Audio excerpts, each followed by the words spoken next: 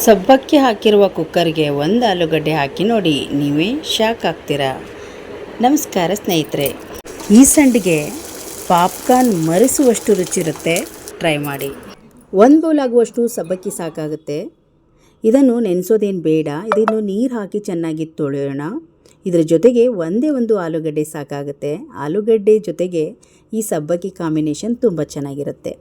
ಈಗ ಇದನ್ನು ನೀರು ಹಾಕ್ಬಿಟ್ಟು 2ರಿಂದ 3 ಸಲ ಚೆನ್ನಾಗಿ ತೊಳೆದು ನಂತರ ಡೈರೆಕ್ಟಾಗಿ ಕುಕ್ಕರಿಗೆ ಹಾಕೊಂಡ್ಬಿಡೋಣ.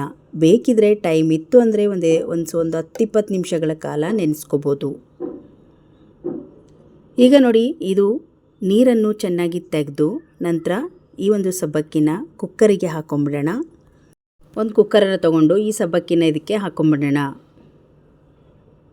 ನಾನೊಂದು 2 ನಿಮಿಷ ಬಿಟ್ಟಿದ್ದೆ ಅಷ್ಟೇ ನೆನೆಸಿ. ಇದನ್ನು ಬೇಯಿಸುವಾಗ ಕುಕ್ಕರ್ ವಿಶಿಲ್ ತೆಗೆದಿರಬೇಕು. ಒಂದು 5 ನಿಮಿಷ ಹೀಟಲ್ಲಿ ಬೇಯಿಸಿ ನಂತರ ನೀವು ವಿಶಿಲ್ ಹಾಕೋದು ಒಳ್ಳೆಯದು. ಯಾಕೆ ಹಾಗೆ ಮಾಡೋದ್ರಿಂದ ತುಂಬ ಚೆನ್ನಾಗಿ ಬೇಯುತ್ತೆ. ಈಗ ನೋಡಿ, 2 ವಿಶಿಲ್ ತೊಗೊಂಡಿದ್ದೀನಿ. ತುಂಬ ಚೆನ್ನಾಗಿ ಮೆತ್ತಗೆ ಈ ಸಬ್ಬಕ್ಕಿ ಬೆಂದಿದೆ.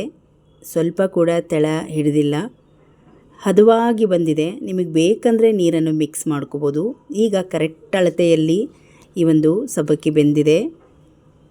ಈಗ ಇದನ್ನು ಚೆನ್ನಾಗಿ ಮಿಕ್ಸ್ ಮಾಡಿಕೊಂಡು ಇವಾಗ ಡೈರೆಕ್ಟಾಗಿ ಕೆಲವೊಂದು ಪುಡಿಗಳನ್ನು ಹಾಕ್ಕೊಂಬಿಡೋಣ.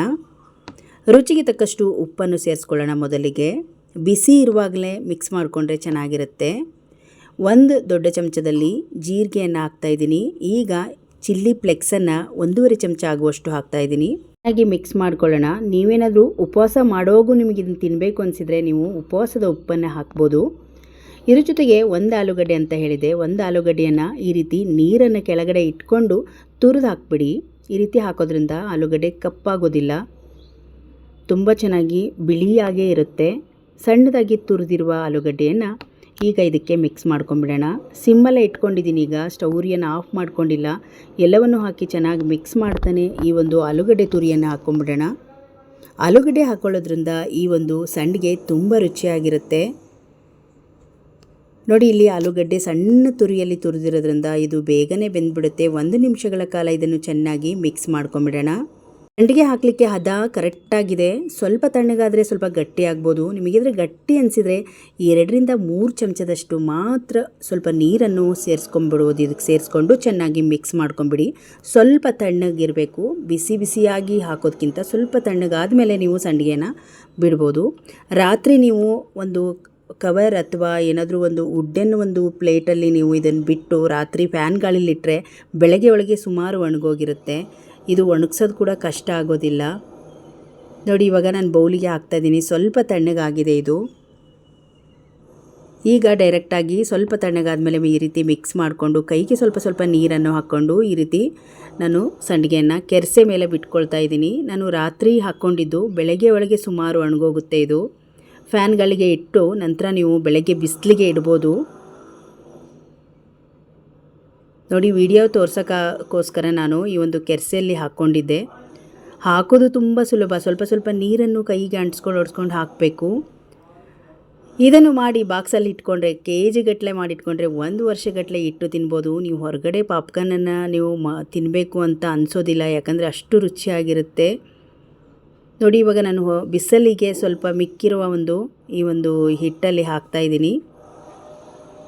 ಈ ರೀತಿ ಕೆಳಗಡೆ ಒಂದು ಚಾಪೆ, ಅದ್ರ ಮೇಲೆ ಒಂದು ಸೀರೆ, ಅದ್ರ ಮೇಲೆ ಒಂದು ಕವರ್ ಹಾಕ್ಕೊಂಡಿದ್ದೀನಿ. ಇಲ್ಲಾಂದರೆ ಕಾಟನ್ ಬಟ್ಟೆ ಕೂಡ ಹಾಕ್ಕೊಬೋದು.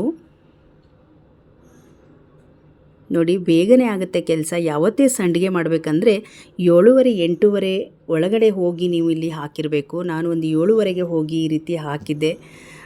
ಮಧ್ಯಾಹ್ನ ಬಿಸಿಲಲ್ಲಿ ಕೂತ್ಕೊಂಡು ಈ ಸಂಡಿಗೆಯನ್ನು ಮಾಡೋಕ್ಕಾಗೋದಿಲ್ಲ. ಸಂಡಿಗೆ ಹಪ್ಪಳ ಮಾಡೋರು ಈ ಒಂದು 7:30 ಬೆಳಗ್ಗೆ 7:30-8 ಒಳಗೆ ನೀವು ಈ ಕೆಲಸವನ್ನು ಮುಗಿಸ್ಕೊಂಡ್ರೆ ತುಂಬ ಒಳ್ಳೆಯದು. ಕೆಲಸ ಬೇಗ ಆಗುತ್ತೆ. ತಂಪು ಹೊತ್ತಿಗೆ ನೀವು ಮಾಡ್ಕೋಬೋದು. ಒಂದಿಂದಲೇ ಬಿಸಿಲಿಗೆ ಒಂದು 4 ಗಂಟೆ ಅಷ್ಟೊತ್ತಿಗೆ ಇಷ್ಟು ಚೆನ್ನಾಗಿ ಗರಿಗರಿಯಾಗಿ ಒಣಗಿತ್ತು. ನೋಡ್ತಾ ಇರ್ಬೋದು ನೀವು ಸಂಡಿಗೆ ಎಷ್ಟು ಚೆನ್ನಾಗಿ ಸೌಂಡ್ ಆಗ್ತಾಯಿದೆ. ಇದನ್ನು ಬಿಸಿ ಎಣ್ಣೆಯಲ್ಲಿ ಕರೆದು ತಿಂತಾಯಿದ್ರೆ ಬಾಯಲ್ಲಿ ಇಟ್ಟರೆ ಕರಗುತ್ತೆ. ಮಕ್ಕಳಿಗೆ ಕೂಡ ತುಂಬ ಇಷ್ಟ ಆಗುತ್ತೆ. ಈ ಸಂಡಿಗೆಯನ್ನು ಮಿಸ್ ಮಾಡದೆ ಟ್ರೈ ಮಾಡಿ. ಈ ಸಂಡಿಗೆ ರೆಸಿಪಿ ನಿಮಗೆ ಇಷ್ಟ ಆದರೆ ಒಂದು ಲೈಕ್ ಮಾಡಿ, ಈ ವಿಡಿಯೋವನ್ನು ಶೇರ್ ಮಾಡಿ.